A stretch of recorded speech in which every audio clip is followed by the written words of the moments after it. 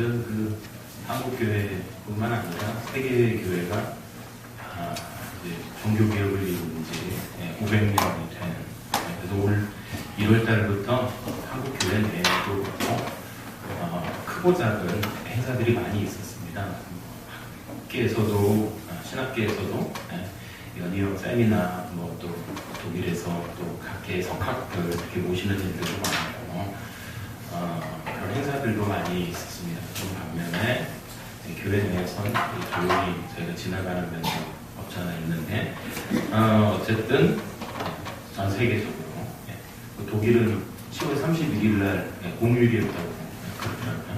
저는 8월이 되려고 바보인데 지하철에 도깨비 운전하고 피 묻히고 이렇게 걸어다니는 분들 때문에 놀란 분들도 많다, 이런 기사들. 어쨌든 교회 안에서는 그렇게, 또 교회 밖에서 또 그런 일들로 500주년을 맞아서 보내게 됐거든요. 사실은 그래서 그런저런 이야기들 가운데 루터에 대한 이야기를 좀 해봐야겠다 그래서 사실은 루터와 관련된 말씀을 먼저 쭉 준비를 했습니다. 근데 하고 나서 느낀 마음속에 오는 생각이 뭐였냐면, 이건 말씀이라기보다 그냥 종교개혁 특강이 맞겠다. 제 마음속에 이렇게 생각이 들더라고요. 그러면 이거는 좀 아닌 것 같고 다음에 수련회를 해야지, 이렇게 해도 될 일이지 않을까 하는 생각이 들어서 그런 말씀으로 좀 바꿔볼까. 루터가 했던 일들을 했던 성경의 인물들이 없을까? 이제 제 마음속에 그런 생각이 들었어요. 성경에 보면 왜 개혁을 해냈던, 신앙의 개혁을 해냈던 인물들의 이야기들이 성경에 군데군데 많이 있습니다. 사실 그런 많은 사람들의 이야기를 오늘 다 하기에는 시간이 모자랄 것 같아요. 그러면 가장 부합한 사람이 누굴까? 제 나름대로 고민하다가 요시아에 대한 이야기가 그래도 좀 적합하지 않죠. 그래서 원래 의도는요, 요시아 이야기를 이만큼 하고 루터 이야기를 이만큼 해갖고 한국교회 획정을 비교해보고 오늘 말씀을 맞춰야겠다. 사실 이게 제가 말씀을 준비하는 과정에 처음에 가졌던 의도였습니다. 근데요, 말씀을 준비하다 보니까 이게 다 깨졌어요. 제 의도는 이거였거든요. 루터하고 비교하고 한국교회 현실하고 비교해보면 그때 그 일이 지금도 한국교회에 그대로 일어나고 있구나. 천주교가 했던, 그러니까 캐톨릭이 잘못했던 일들이, 중세교회가 잘못했던 일들이 한국교회가 500년이 지났지만 여전히 그 모습이 되어 있구나. 이걸 이제 비교하고 이야기하고 싶었던 게 오늘 말씀의 메시지였습니다. 근데 제가 다 이야기 안 드렸지만 벌써 끄덕끄덕 했잖아요. 아신다는 얘기잖아요. 굳이 아는 얘기를 또 할 필요가 없는 거잖아요. 그래서 제가 그러고 나니까 아는 얘기를 또 한다. 저한테 부담이 되는 거예요. 다 아시는 얘기를 굳이 할 필요가 있을까? 제가 지난번에도 이렇게 하고 한참 들고 있죠. 한번 속아보셨죠? 오늘도 좀 왠지 그런 느낌이 닮고 싶죠.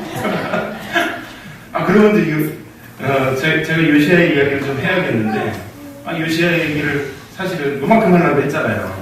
그러니까 말씀의 책을 발견하고 이렇게 바뀌었다. 그렇게 요시아 얘기는 사실 끝이거든요.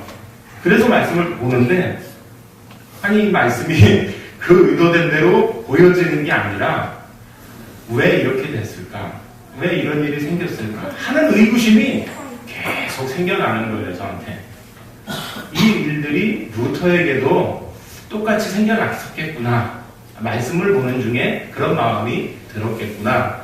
그래서 개혁을 했겠구나. 그리고 사실은 저도 이런 종교개혁과 관련된 책들을 대학원 다니는 그때 이제 한참 보고, 사실 목회 현장에서는 이 책 들여다보기가 쉽지 않았거든요. 근데 어쨌든 제 마음속에 이런 마음이 들었잖아요. 원래 지난번 수요일에 삼갈에 대한 설교가 원래 오늘 하려고 제가 염두에 두고 있었는데, 어쨌든 수요일날 땡겨져서 먼저 가고, 그러면 잘 됐다, 이참에. 원래 지난주가 종교개혁 주일로 대부분의 교회들이 지켰으니까, 그 얘기를 좀 하면 좋겠다. 이제 이러는데 어차피 한 주 뒤니까 뭐 차이 없지. 이제 제 마음속에 그래서 준비하면 되겠구나. 그래서 이제 종교개혁과 관련된 책들을 또 이제 천천히 보는 거죠. 보는 내내 제 마음속에 드는 생각이, 요시아하고 너무 닮았는데?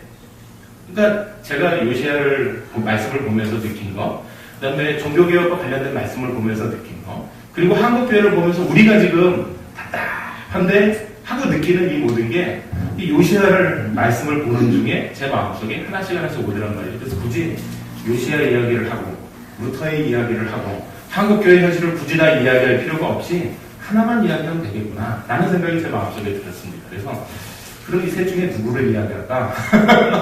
그냥 요시야 이야기를 그래도 아시더라도 한번 이야기하다 보면 내 신앙에서 문제가 되는 것, 또 우리가 개혁해야 할 부분이 무엇인가를 요시야를 통해 우리가 다시 들여다보고 루터가 그 안에 또 보여질 거고 제 마음속에요. 보다가 마음속에 든 생각은 바람은 우리 성도님들 다 한번 그냥 같이 독일을 한번 갔다 와봐야 되지 않을까 하는 마음이 불현듯 제 마음에 들었습니다. 저도 가보질 않아서 잘 모릅니다.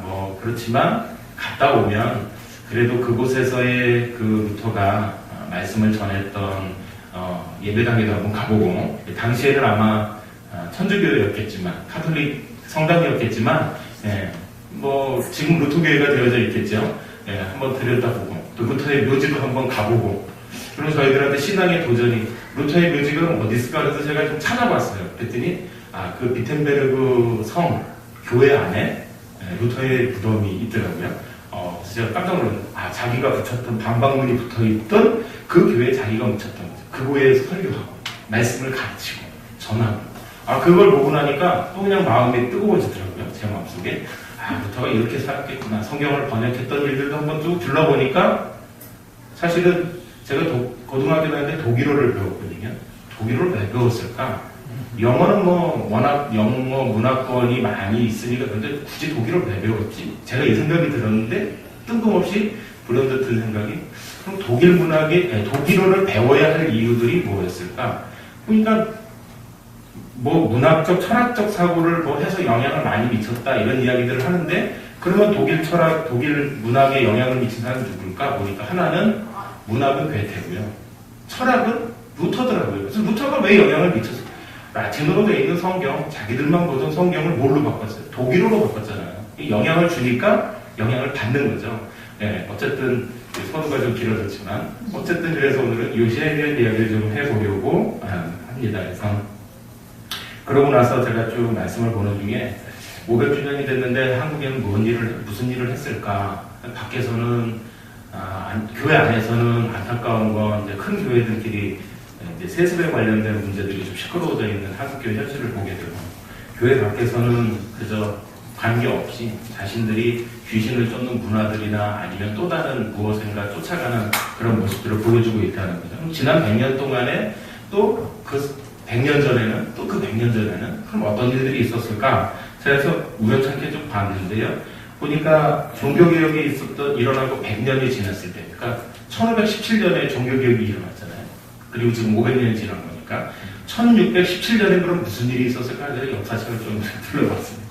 이때는 종교전쟁이 있었어요. 종교전쟁이 어떻게 전쟁이 일어났냐면 과거에는 십자군 전쟁이라고 해서 유럽에서 어디로 갔죠? 예루살렘 성지를 복원해야 된다, 찾아야 된다, 회복해야 된다. 그래서 이제 이슬람을 향해서 쫓아갔던 거잖아요. 그런 반면에 1617년에는 개신교하고 구교가 전쟁을 했어요. 종교전쟁, 유럽에서 30년 동안. 그래서 전쟁 이름도 30년 전쟁. 종교가 싸워서 둘이 부딪혀서 얼마나 피비린내나게 싸웠겠어요. 물론 처음엔 말대로 종교전쟁에서의 정대적인 목적이었지만 전쟁의 중반에 이제 변절됐죠. 정치적인 이유들이 그 안에 이제 밖에서 그렇게 되지만 어쨌든 100년이 되었을 때 유럽 전체가 전쟁이 일어난 거죠. 그리고 또 100년 지났을 때는 어떤 일이 있었을까? 한번 쭉 봤어요. 큰 일은 없었지만 제가 보니까 종교개혁의 성지라면 이 비텐베르그 교회 그리고 이 비텐베르그라는 이 도시 왜냐하면 루터에 의해서 개신교의 입장에서는 정말 성지와 같은 입장이 되어졌고요. 저희는 아직 가보지 못했지만 그런데 이 비텐베르그 대학을 폐쇄하는 거죠. 폐쇄해버렸어요. 그래서 어디로 옮겨놨냐면 할레라는 독일 내의 다른 도시에 이 대학을 옮겨버렸는데 보니까 찾아보니까 할레 비텐베르그 대학으로 이렇게 병합시켜놨고 1933년에 이르러서야 마틴 루터라는 이름을 붙여줬더라고요. 그래서 마틴 루터 할레 비텐베르그 대학 합병해놓고 안 붙여줄 수는 없고 이제 독일 내에서 워낙 유명한 사람이 되어지니까 그냥 붙여줬더라고요. 그래서 300년 됐을 때 무슨 일이 있었을까 제가 보니까 1817년에는 종교 행사가 국가의 분열을 조장한다. 그러니까 그러니까 캐톨릭하고 기독교 행사가 국가를 반으로 나눈다. 이런 목적으로요. 통행을 막았습니다. 그래서 비텐베르그 안에 뭐 독일 내에 이렇게 국가로부터 아예 불신검문 당해서 무슨 행사를 가질 수조차 없도록, 먼 이야기가 아니고 200년 전 이야기입니다. 그만큼 기독교가 어떻게 보면 개신교가 압제를 받았던 이야기들을 역사 속에서 꾸준히 볼 수 있다는 거죠. 저희가 잘 아는 1917년에 무슨 일이 있었는가 뜻피기가 무섭게 딱 보여주는 건 1차 세계대전이 발발했죠. 뭐가 있을 때마다 큰 사건들이 굵직굵직하게 있었다는 거죠. 아직까지 500년인데 큰 행사는 큰 굵직굵직한 건 없지만 어쨌든 500년이 된 이쯤에 우리 신앙도 바라보고 점검해보고 해야 할 일들이 있어야 되지 않을까 하는 생각에 요시아에 대한 이야기를 제가 함께 나눠보려고 합니다. 근데 요시아를 먼저 딱 꺼내서 보니까 성경에 쭉 앞장으로 좀 넘겨보니까 이제 요시아에 대한 족보의 이야기가 나오더라고요. 족보들 중에 저희가 잘 아는 것처럼 요시아의 아버지는 아몬으로 기록되어 있고 또 할아버지는 므낫세로 기록되어 있고 증조 할아버지는 저희가 너무 잘 알죠. 히스기야 기록이 되어져 있습니다. 히스기야가 죽을 병에 걸렸을 때 하나님 앞에 기도하게 되어지고 그 응답으로 15년의 수명을 연장받아서 살게 됩니다. 그때 이제 얻은 아들이 므낫세죠. 물론 히스기야에게 다른 아들이 전혀 없었을까 생각이 들어지긴 하지만 어쨌든 아플 때 얻은 자녀니까 더 귀했을 거라는 생각이 들어집니다. 그래서 아마 왕으로 세우지 않았겠는가. 그렇다면 왕으로 세울 땐 이 므낫세를 그냥 세우진 않았을 것 같고요. 더 잘 가르치려고 했을 거고 자기가 하나님께서 고쳐주신 것 때문에 15년을 더 살았으니까 아무래도 신앙교육을 좀 남다르다면 남다르게 시키지 않았을까. 유별나다면 유별나게 하지 않았을까. 기도도 더 해주지 않았을까. 말씀을 더 보도록 가르치지 않았을까라는 생각이 들어진다는 거죠. 그런데 므낫세는 아버지의 가르침과는 전혀 관계없이 살았다는 거죠. 왜냐하면 저희가 그래서 그 앞에 말씀들을 쭉 읽어보면 므낫세가 어떻게 하나님을 철저하게 무시하고 하나님의 말씀에 순종하지 않고 살았는가를 잘 보여주는 말씀들이 쭉 기록되어져 있습니다. 므낫세는요 아버지가 헐었던 산당들을 다시 세웠습니다. 없앴는데 므낫세는 그 일을 했던 거거든요. 아버지에게 교육받은 것과는 정반대로 청개구리처럼 일을 행했던 것이죠. 바알의 제단을 쌓고 아세라 목상을 만들고 심지어는 1월 성시를 숭배했다고 말씀에 기록이 되어져 있습니다. 심지어는 더 나아가서요 21장 5절과 6절 말씀에 보니까 이렇게 기록하고 있습니다. 여호와의 성전 두 마당에 하늘의 1월 성신을 위해 제단을 쌓고 또 자기의 아들을 불 가운데로 지나가게 하며 므낫세가 얼마나 악행을 했는지를 단적으로 보여주는 말씀이 여기 기록되어 있습니다. 그냥 신상을 세우고 제단을 싹 만들고 하는 것에서 그쳤던 게 아니고요. 자기 아들들을 불 가운데로 지나가게. 이게 제물로 드려진 거죠. 이렇게 하는 악행을 그가 인신제사를 하는데 태양신에게 번제로 누구를요? 자기 아들을 내어줄 만큼 우상을 섬기는 일을 했다는 거죠. 앞에 히스기야 왕의 가르침과 양육이 있었던 걸 감안한다면 므낫세가 왜 이렇게 살았을까? 태어날 때부터 아버지 말씀에는 절대로 순종하지 않겠다. 반대하겠다. 철저하게 반항심들마냥 똘똘똘똘 뭉쳐서 므낫세는 살았던 걸까요? 이런 생각이 바로 들면서 므낫세는 왜 이렇게 하나님으로부터 하나님의 말씀에 따라 살지 않으려고 작정한 사람의 모습들이 끊임없이 보이죠. 이렇게 므낫세가 살아가고 있는 그때 므낫세에게도 기회가 주어집니다. 아수르를 통해서 쇠사슬에 묶여서 바벨론으로 이제 잡혀가게 되어지거든요. 그때 므낫세가 이제 회개하고 열심히 세우고 섬겼던 우상들을 이제 제거하기 시작합니다. 그리고 그때서야 하나님 앞에 제사했다고 말씀에 기록이 되어져 있습니다. 그러면 뒤를 이어서 왕이 된 아들이었던 아몬도 므낫세가 마지막에는 회개했잖아요. 마지막에는 일생 동안 만들고 쌓아놨던 우상들을 제거했잖아요. 그러면 그때라도 아버지의 모습을 봤으면 이제 아버지의 말씀대로 아몬도 따라서 살았어야 되지 않을까라는 생각이 들어지거든요. 그런데 아몬도 아버지가 마지막에 헐었던 산당을 다시 세우고 우상을 다시 들여놓는 또 우상을 섬기는 일들을 아몬이 하게 되는 것이죠.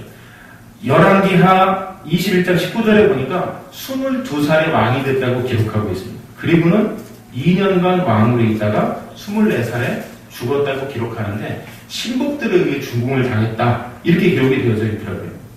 제가 이 말씀 보다가 이 신복들이 하나님 말씀에 굉장히 예민하고 민감한 사람들이었을까 하는 생각이 들기는 했지만 어쨌든 말씀엔 하나님의 명을 따라서 행했다라는 기록은 없기 때문에 꼭 그랬다라고 보긴 어렵지만 한 가지 유추해 볼 수 있는 것은 아몬의 악행이 얼마나 극에 달했는지를 단적으로 보여주는 것이 아닐까라는 생각이 들었습니다. 그러니까 2년밖에 므낫세는 더 많은 55년간을 다스렸었거든요.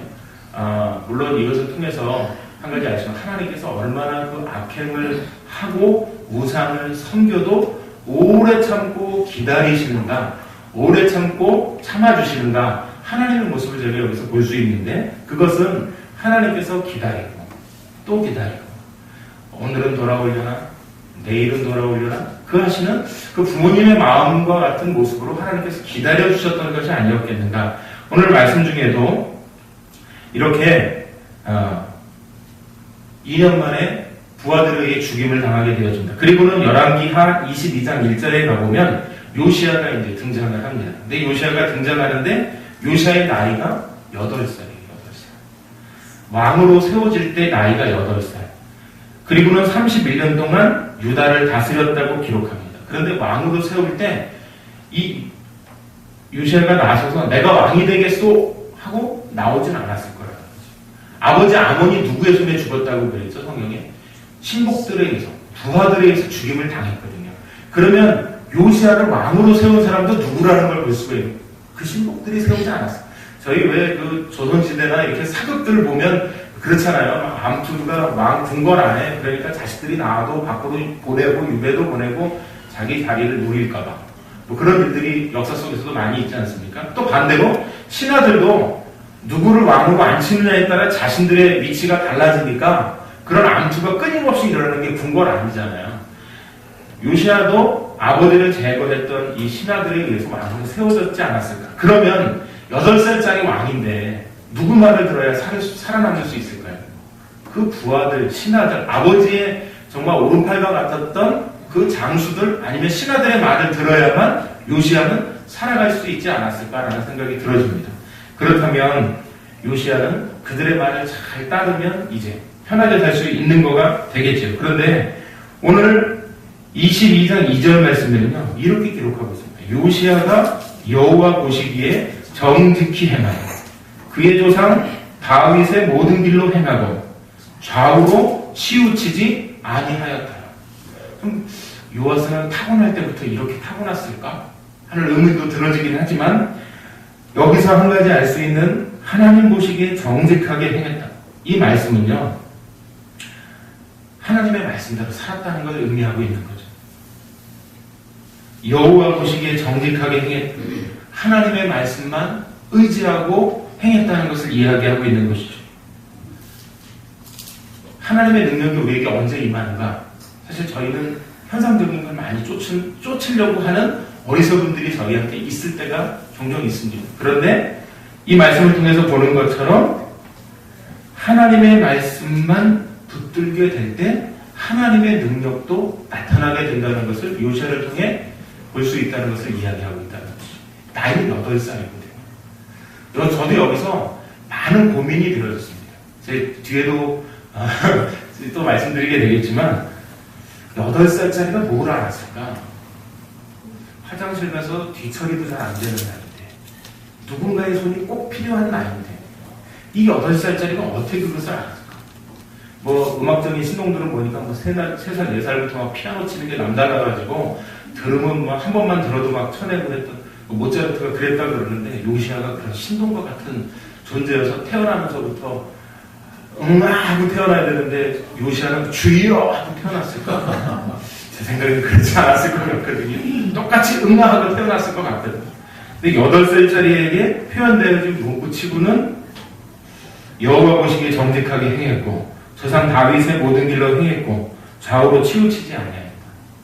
이것이 후대에 평가하면서 이렇게 기록한 것은 아닐까? 라는 생각도 들어지기도 합니다. 어쨌든 여호와의 말씀만 붙들었다는 것, 하나님의 말씀만 의지했다는 것. 그리고 한 가지 더, 8살이지만 요시야가 본 것은요, 아버지 누구요? 아몬이 행했던 악행은 너무나 잘 봤습니다. 들려지는 이야기들도 어리지만 다 그런 이야기들 들었을 거고요. 아버지가 2해밖에는 왕의 자리에 있지 않았잖아요. 그러면 6살일 때는 누가 왕이에요? 할아버지 므낫세가 왕이었던 거잖아요. 6살짜리가 조금 총명했다면 그 이야기를 기억했을지 모르겠다라는 생각이 들어지기는 합니다. 어쨌든 므낫세도 아몬도 하나님을 섬기지 않았던 그 길, 누구의 길이요? 다윗의 모든 길로 행했다고 기록하고 있습니다. 다윗의 모든 길, 다윗은 어떤 길을 갔다는 걸 이야기하고 있는 거죠. 하나님의 말씀대로 살았다는 것을 강조해서 이야기하고 있는 것이죠. 다윗이 이스라엘 백성들에게 있어서는 어떤 왕이었을까 생각해 보니까 가장 칭송받는 왕이었다. 하나님 앞에도 가장 마음에 합한 왕이었다라고 말씀할 만큼 가장 강성했었던, 어떻게 보면 왕 중의 왕의 모습들로 기록되어져 있었을 왕, 바로 이 사람이 다윗이었는데 그 다윗이 의지했던 하나님의 말씀대로 그가 행했다는 것을 이야기하고 있다는 것이죠. 그러니까 다윗이 의지했던 그 하나님처럼 하나님만을 누가 의지했다는, 요시야가 의지하고 하나님만을 따라 살아갔다는 것을 이야기하고 있는 것이죠. 유다의 많은 왕들은 어쩌면 이 다윗의 왕과 같이 살지 않았다는 걸 이야기하고 있는 것이죠. 눈에 보이는 우상을 쫓아 편리한 대로 살았다는 것을 이야기하고 있는 것이죠.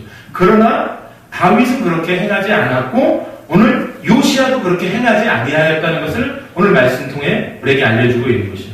실제로 요시야가 하나님 앞에 불림받아 되어졌을 때, 왕이 되어졌을 때 주변의 정세들이 그렇게 강성하지 않았다는 여들도 있습니다. 물론 하나님께서 그렇게 만드시기도 하셨겠지만 아수르 제국이 붕괴 직전에 이른 상태였기도 했거든요. 그래서 요시야가 잃었던 왕들을 회복해가는, 전쟁을 통해서 회복해가는 일들이 생겨나게 됩니다. 한 가지 놀라운 것은 성경 속에 많은 사람들에게 하나님께서 복을 주실 때는 땅의 복을 주셨다는 거예요. 저희는 이 말씀을 들을 때는 너무 은혜가 되죠. 아, 땅을 주셨다. 우리가 말씀대로 살면 하나님께서 나에게도 땅의 복을, 어디 부동산을 가봐야 땅을 사. 이런 생각이 들긴 하지만 하나님의 말씀대로 살 때 하나님께서 그 지경을 넓혀주셨다는 걸 말씀하죠. 그러니까 저희는 어떤 생각이 드냐면, 아, 말씀대로 잘 살아서 나도 물질적인 복을 좀 받아야겠다. 사실 이 말씀이 저에게 더 큰 은혜가 되어질 때가 많이 있죠. 또 그래서 하나님 저에게도 지경을 넓혀주십시오. 눈물을 흘려가면서 설교사님 위해서 기도하자고 할 때는 그렇게 기도할 때도 그냥 5분을 해도 기도할 게 없어서 한 기도 또 하고 또 한 기도 또 하고 이렇게 되는데, 지경을 넓혀줘. 이 말씀은 듣고 나면 그냥 의자를 그냥 풀고 아래층에서 떨그럭거린다고 시끄럽다고 할 정도로 내 지경을 넓혀달라고 이렇게 기도하게 되어지지 않습니까? 그런데 오늘 요시야를 통해서도 볼 수 있는 것은 하나님께서 그의 말씀대로 따라 살게 될 때 요시야에게 임한 하나님의 능력이 어떤 것인가를 그 지경이 넓혀졌다는, 하나님의 역사하심니까를 나타난다는 것이죠. 저희는 말씀대로 좀 적당히 살아도 지경이 좀 넓혀졌으면 하는 바람으로 할 때가 얼마나 많이 있습니까? 그러나 성경 속에 있는 인문들 가운데 보게 되면 하나님의 복이 임할 땐, 하나님의 말씀에 따라 살아갈 땐, 하나님만을 의지하고 살아갈 땐 땅의 복도 임했다는 것을 말씀은 끊임없이 우리에게 이야기하고 있다는 것입니다. 뿐만 아니라 오늘 그 말씀 가운데에도 좌우로 치우치지 않았다라고 말씀하고 있습니다. 좌우로 치우치지 않았다, 이것은 하나님의 말씀에게서 벗어나지 않았다는 것입니다. 오직 목표로 삼은 하나님께서 우리에게 주신 그 길, 내가 믿음의 길을 갈 것을 말씀하신 그 길 순종하고 따랐다는 것을 말씀하고 있는 것입니다. 오직 하나님 손에 붙들린 요시야는 하나님의 말씀을 의지하고 순종하였다는 것을 이야기하고 있는 것입니다. 역대하 34장 3절 말씀에 가보니까 조금 더 자세하게 요시야에 대한 이야기를 하고 있더라고요. 아직도 어렸을 때 곧 왕위에 있은 지 8년에 그의 조상 다윗의 하나님을 비로소 찾고, 아까 좀 의심이 들었던 부분들이 있었잖아요. 8살짜리가 태어날 때부터 어떻게 이런 믿음의 삶을 살 수 있었을까 하는 부분의 답을 역대하 34장 3절에 오니까 조금 찾을 수 있겠다는 생각이 듭니다. 하나는 다윗의 하나님을 비로소 찾고, 찾았다는 단어가 여기 등장하고 있거든요. 찾았다는 단어의 뜻이 뭘까 보니까 탐구하다, 조사하다, 요구하다, 문의하다, 노력하다, 시도하다, 뭐 이런 뜻들이 이 안에 담겨져 있더라고요. 그러니까 8살에 왕이 되고 3절 말씀에 있는 대로 왕위에 있은 지 8년이라는 시간이 있었던 것이죠. 이 시간 동안 찾고 찾았겠죠. 한 가지 놀라운 것은 제 마음속에, 그러면 어느 날 문득 요시야는 하나님의 말씀을 찾았을까? 찾으려고 했을까? 자기의 노력이 담겨져 있는 것을 표현하는 단어인데 요시야가 노력해서 하나님을 찾아간 것인가? 의구심이 들죠. 제 마음속엔 모세에게 나타났던 하나님이 제일 좋은 모습인 것 같아요. 짜잔, 불꽃이 쫙 타오르면서 내가 전 땅은 거룩한 땅이니 신을 벗어, 뭐 이랬으면 제 마음속에, 그치, 요시야가 이런 하나님을 만났으니까 이렇게 살았지. 그러니까 오늘 저희가 읽었을 때 25절의 말씀처럼 이전에도 없었고 이후에도 없었던 사람이 될 수 있었겠지 라는 생각이 들어지거든요. 근데 이런 말씀이 없어요. 제 마음속엔 므낫세도 아몬도 이런 하나님을 만났다면 어떻게 우상을 세울 수 있었을까 라는 생각이 들어지더라고요. 그런 하나님의 모습을 그들이 봤다면 그렇게 산당을 짓고 아세라 목상을 짓고 바알의 제단을 쌓고 할 수 있었을까요? 무서워서 못했을 것 같아요. 아니, 타지도 않는 불이 훅 올라오면서 보이지도 않는데 말소리 들리면서 장엄한 그 목소리, 저 같으면 고개도 아마 모세도 그러지 않았을까 싶은데 그런 마음이 드는데요. 요시야에게 그런 말씀이 없어요. 참 말씀을 여러 번 반복해서 여기도 보고 저기도 보고 혹시라도 불꽃이라도 떨어진 흔적이라도 있는 거 아니에요. 그렇지 않았어. 그렇지 않아. 8살짜리가 어떻게, 8년이라는 시간이 있었지만 어떻게 하나님을 찾았을까?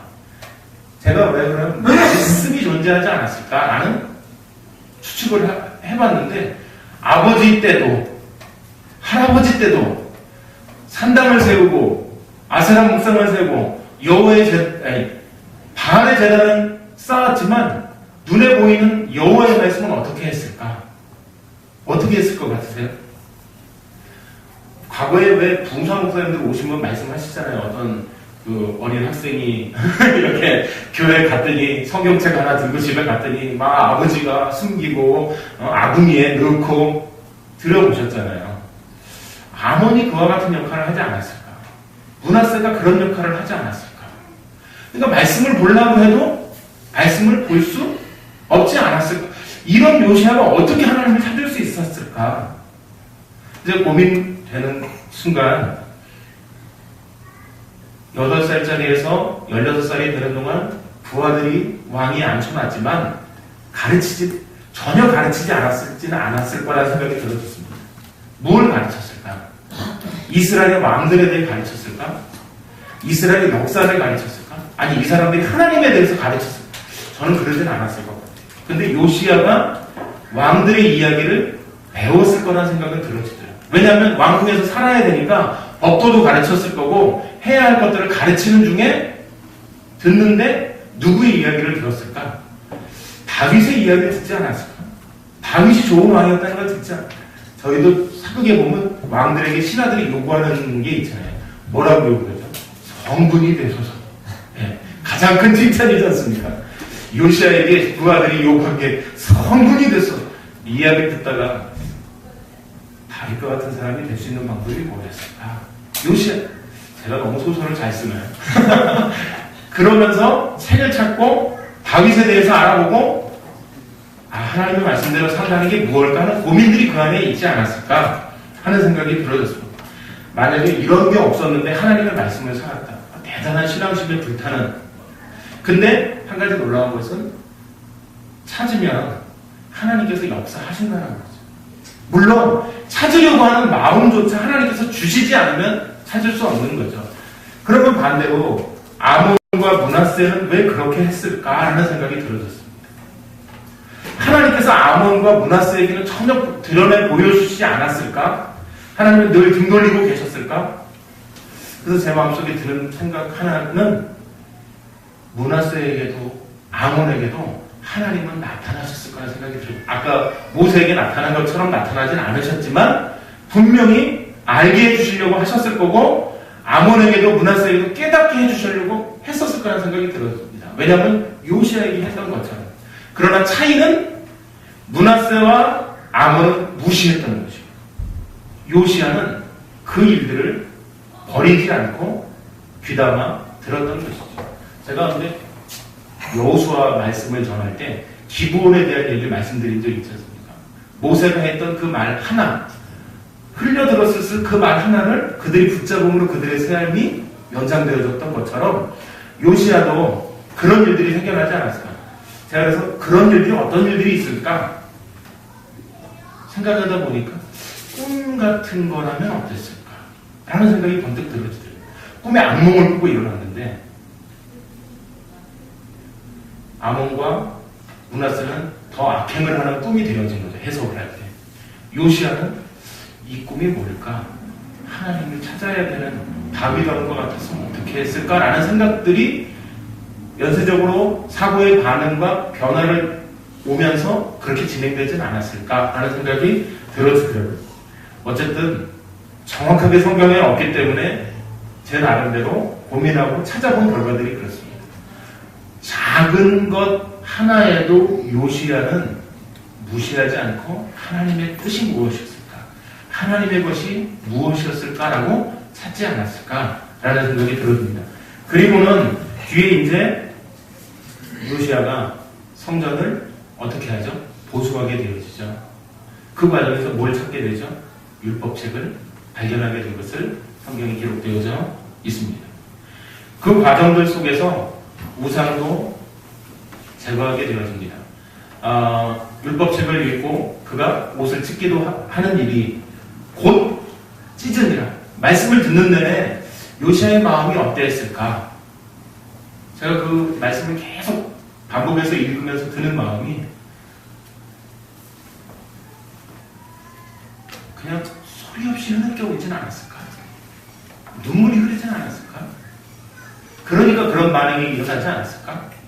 그럼 그 내용이 뭐였길래? 아니 좀 이럴 때 좀 답답해요. 어느 성경 말씀을 들었길래 요시아가 그렇게 반응할 수 있었을까? 라는 생각이 들어집니다. 근데 앞으로 그들에게 일어날 일들의 말씀이 아니었을까?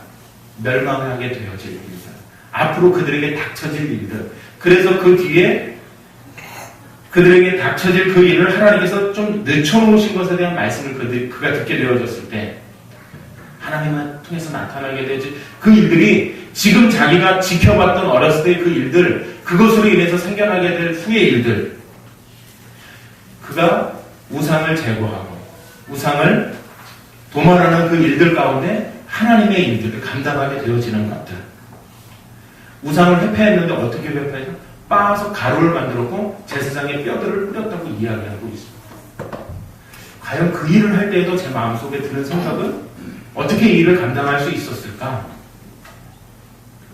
우상을 대적한다는 것 자체가 쉬운 일들이 아니었을 거라는 생각이 들어집니다. 왜냐하면 우상을 빻아서 가루로 만들고 그 일들을 할 때 혼자서 할 수 있는 일들이 아니었거든요. 누군가의 도움이 필요했을 거거든요. 근데 우상의 것들을 손댔을 때 그들로 인한 저주가 자신들에게 올 것이라고 드는 그 생각 때문에 그 명령에 순종할 수 있는 사람들이 누가 있었을까? 저희가 잘 아는 기드온에서도 비슷한 일들이 있었던 것이죠. 기드온이 바알과 아세라를 회파하고 났을 때 어떤 일들이 그들 가운데 있었죠? 그들도 마찬가지로 두려워하며 기드온을 내놓으라고 이야기해요. 우리가 죽이겠, 왜? 너 때문에 우리에게 임할 저주를 내가 죽음으로 어떻게 하겠다고요? 면해보겠다는 의도로 내놓으라고 하지 않습니까? 그래서 뭐라고 그러죠? 기드온의 아버지가 내어주지 않고 바알이 살아있는 신이라면 그가 책임지지 않겠느냐? 그가 죽이지 않겠느냐? 그러고 나니까 그 뒤에 그 사람들이 기도를 향해 불렀던 별명이 하나 있죠. 여룻바. 뜻이 뭐였죠? 바알과 더불어 다투는, 싸우는 거라는 의미가 담겨져 있는 그 말의 뜻 안에도 그들에게 저주에 대한 두려움이 담겨져 있었던 것이죠. 우상을 상대했을 때, 제거했을 때 두려움의 마음이 그 단어 안에 그들에게도 담겨져 있었던 것이죠. 그럼 그들이 지금 요시야 왕이 하는 이 일들에 따라 순종하고 우상을 회파하는 일들이 쉬웠을까? 제가 볼 때는 쉽게 순종하지 않았을 거라는 생각이 들어집니다. 요시야가 끊임없이 설득했을 것이고 끊임없이 이야기했을 것이고 어쩌면 먼저 행해 보여주고 하룻밤 자고 나서 보세요. 내가 살아있으면 당신들도 해요. 아마 이러지 않았을까? 그 일들이 생겨나서 온 땅에 있는 우상을 회파하는데 6년의 시간이 걸렸다는 것을 역다의 말씀을 보면 그 시간이 기록이 되어져 있는 걸 통해 알 수 있습니다. 얼마나 오랜 시간이 걸렸습니까? 우상을 회파해내는 일들이 결코 쉽지 않다는 것을 단적으로 보여주는 사건이라는 생각이 되었습니다. 마찬가지로 우리 안에도 끊임없는 우상들이 존재하고 있거든요.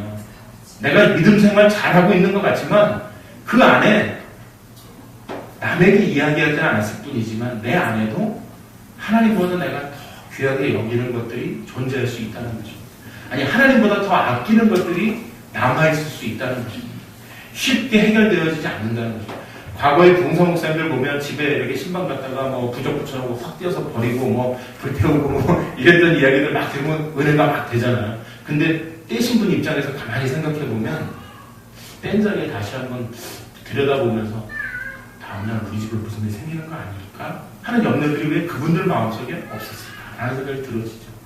그러나 한 가지 하나님께서 역사하시는 것, 하나님께서 일하시는 것, 내 마음속에 우상을 제거할 때 하나님의 능력이, 하나님의 역사하심이 더 강력하게 나타난다는 것을 오늘 요시야 왕을 통해 이스라엘, 유다의 백성들이 보게 되어지는 것이죠. 두려움 없이 하나님 말씀에 나아가게 되어지는 것이죠. 물론 성전을 보수하는 가운데에서 율법책의 말씀을 찾게 되어집니다. 그와 같은 일들 가운데 우상을 제거하고 성전이 깨끗하게 되어지고 회복되어지는 일들, 내 안에 신앙을 회복하게 되어지는 것들, 오늘 이 말씀 가운데 내 안에 있는 우상을 제거하는 것, 그리고 율법책에 기록되어져 있는 것이 비록 그것이 저주의 말씀이었을는지, 그것이 신앙의 미래에 관련된 말씀이었을는지 제가 잘 알 수 없습니다. 그러나 요시야는 그 말씀을 들었을 때 옷을 찢었다고 이야기하고 있습니다. 옷을 찢는다는 것 안에 담겨져 있는 의미는 그가 여태까지 살았던 그의 삶을 돌이켜보지 않았다면 그 일들이 생겨나지 않았을 거라는 생각이 들어집니다. 하나님의 말씀에 따라 살아보려고 했던 그 말씀조차 또 다른 자신의 잘못과 연약함들이 있었던 것은 아닌가 하고 다시 돌아보게 되는 계기가 되지 않았을까라는 생각이 들어집니다. 루터의 전기를 쭉 살펴보니까요. 루터는 매일같이 거의 고해성사를 했던 것으로 이야기를 합니다. 심지어는 사제 가운데 고해성사를 듣던 사제가 루터에게 이렇게 이야기했더라고요. 제발 죄 같은 것 좀 짓고 와서 하면 안 되니? 그만 오라는 이야기를 한 거죠. 죄 같지도 않은 거 갖고 와서 매일 괴롭히니까 죄 같은 것 좀 짓고 와서 하면 안 되니? 라고 이야기했다는 말입니다. 그들의 이스라엘 백성들 안에, 유다 안에 우상이 타파되어지고 하나님의 말씀에 따라 순종하게 되어질 때 하나님의 역사하심을 그들 가운데 경험하게 되어졌던 것이고, 그로 인한 결과는 하나님께서 어떻게 하신다고 심판하시기로 하셨지만 그것을 뒤로 미루어 심판을 안 하시겠다고 말씀하진 않으셨고요. 너 때, 요시야 때에는 일어나지 않겠다라고 말씀하셨다는 것입니다. 율법책에 기록된 대로 하나님께서 이루시겠다고 말씀하고 있다는 것입니다. 우리가 요시야를 통해 한 가지 우리의 신앙을 되돌아보고 우리 안에 하나님 앞에 우상을 내려놓고 또 하나님 앞에 우리의 연약함들이 회복되어졌던 것이 어떤 것인가를 한번 생각해보는 그런 우리의 삶이 되어져야 하지 않을까. 우리의 신앙이 개혁되어져야 할 것이 어떤 것인가를 바라봐야 하지 않을까. 하나님의 참된 능력은 우리 눈에 보여지는 어떤 무엇이 아니고 하나님의 말씀에 따라 오늘 요시야가 행했던 것처럼 좌로 우로 치우치지 아니하고 정직히 행했다고 말씀하고 있는 그 말씀 안에 답이 있다는 것입니다. 하나님께서 역사하여 주실 때 말씀 안에 거하고 있는 우리 안에 놀라운 믿음의 역사들이 나타난다는 것입니다. 루터가 바로 그와 같은 말씀을 보는 가운데 캐톨릭이 말씀을 근거하지 않은 무언가로부터 죄를 면할 수 있다. 벌을 면할 수 있다. 돈을 내면 면할 수 있다. 했던 것들에 감박해서 썼던 글이었거든요. 물론 그 당시에는 그렇게 큰 반향을 불러일으키진 않았습니다. 왜냐하면 지금처럼 뭐 이렇게 미디어가 발달하고 이랬던 것이 아니었으니까 하루아침에 막 유럽이 뒤집어진 것은 아니었지만 그 일들로 유럽이 어쩌면요. 그 일이 없었으면 저희는 지금도 헌금 할 때 우리 죄는 사해진다고 믿고 열심히 드리자. 오늘은 가서 죄 지은 거 많이 줬지. 많이 드리자. 네, 땡그랑 할 때 우리의 죄가 사해진다고 했으니까 종이로 하면 안 되고 동전으로. 네, 그들의 가르침이 그랬어요. 어쩌면 지금도 떡 하나 먹고 그저 성경 읽어주는 거 듣고 포도주 한 잔 마시고 빠이빠이 하고 갔을지 모르지. 잘못되어진 것, 우상을 섬겼던 것 다 타파하게 되어지니까 하나님의 말씀에 역사를 경험하게 되어졌던 것처럼 오늘 요새의 개혁운동은 말씀을 회복하였던 것입니다. 하나는 우상을 제거하였던 것입니다. 우리 안에 우상을 제거하고 하나님의 말씀이 회복되어지는, 그래서 하나님의 능력을 경험하는 삶을 사시는 저와 성도님들이 되어주시기를 바랍니다. 함께 기도하시겠습니다.